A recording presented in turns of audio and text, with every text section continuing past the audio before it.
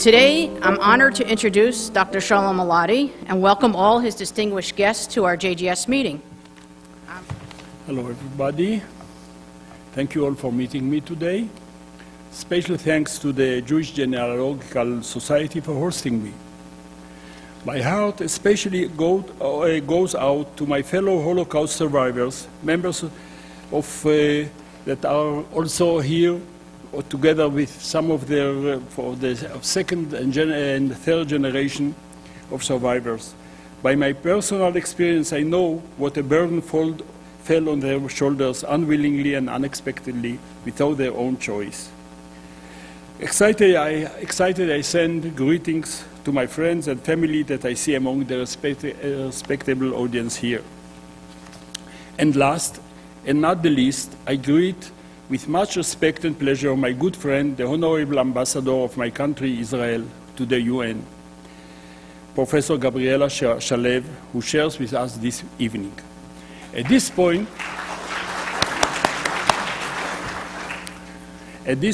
I have to add something personal and emotional. While I was preparing my greetings to the ambassador, I surprisingly stumbled at my phrase, to the Honorable Ambassador of my country, Israel, and became especially moved. My country, Israel, an expression that me, a former refugee, a displaced person, DP, as has been defined by the European authorities past World War II, and later an ordinary citizen of my state for the next 61 years, and I hope for good, never before I had encountered such expression. It is so special for me. Thank you, Gabriela, for enabling me to meet some of my unknown feelings. Now let me, instead of talking too much, opening by reading something from my book. It is the preface. I didn't really want to leave that morning, to emerge from the dim warmth of our only room and my mother, to prepare to depart. But I had to. All the arrangements had been made, and now everything depended on getting past the centuries successfully.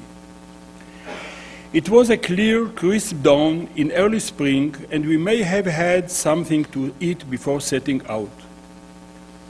Near the house, I was befriended by a puppy that ran after us, and I was torn. Here at last was a dog that could be mine.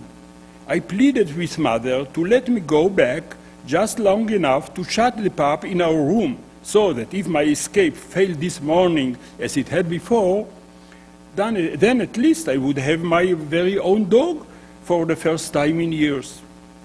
But this time, my exit was, fortunately, fast and smooth. The German officer was absent, and the roll call was supervised only by our people, with no interference from the guards.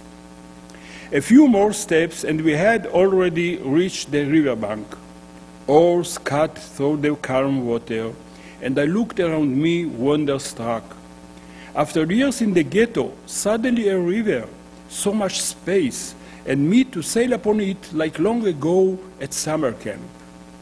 As we neared the other bank, my mother quietly removed the two yellow patches, Magenei David, Tsehubim, the threads of which she had previously cut and were now fastened only with a safety pin. Her instructions were clear. Once we reached the other bank, I was to march without stopping through the Lithuanians standing there, cross the road, and go up the path that led into the hills. All alone, I was to walk without raising suspicion and without looking back. Farther up the path, a woman would meet me and tell me what to do. Everything went as planned, except that there was no woman waiting for me on the path. I proceeded according to my mother's instructions, going deeper into the hills, further and further from the riverbank and my mother. Only then did a figure with a sealed face approach me, and as she passed me, she whispered that I should continue slowly. She would soon return and join me. A short while later, I was following her up a steep path, and I soon found myself in the house of an elderly Lithuanian woman named Julia. All this occurred so quickly and so easily that I scarcely grasped what had happened to me in such a short period of time. I am not sure even today, after so many years, that I have fully digested what happened to me that morning. But the next day, I received the first letter from my mother, written on a rolled-up scrap of paper, to be read and then burned. I watched you move away, my child, she wrote, and I will never forget this. Climbing all by yourself onto the bank of the river, walking past guards and people on your way to freedom. A day will come when a film will be made about your miraculous escape from the ghetto. Like Moses in the bulrushes, I was cast by mother onto the shore of life.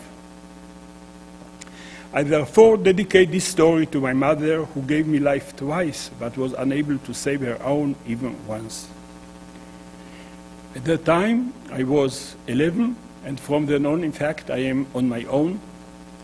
And in fact, I have here to apologize, two small apologies to add. First, of course, about my English, which is not just of a Boston-born person.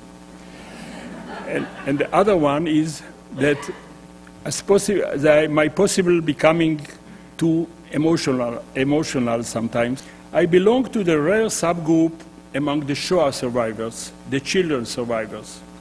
Every survivor bears a special story of his miraculous remaining alive after all that he has experienced. Jewish children that survived of my age group, and let me grimly note, there are now no survivors younger than 66 or 67 years anymore. Those ex-children, more than anybody else, probably slept for their whole life most unique and unbelievable stories about the miracles that enabled them, sometimes as little babies, to stay alive, in most of the cases, paying unwillingly the price of orphanage and traumatic abandonment for the whole rest of their life. Let me introduce myself a little. Born in Kovno, Kaunas, Lithuania, to an ordinary modern couple, my father, a writer, a teacher, a historian, he graduated in history at the Lithuanian University in Lithuanian language, and his thesis was quite peculiar for that time, the Spanish Inquisition. My mother, an autodidact poetess that as a mother of two, me and my younger sister, studied and was graduated as a nurse.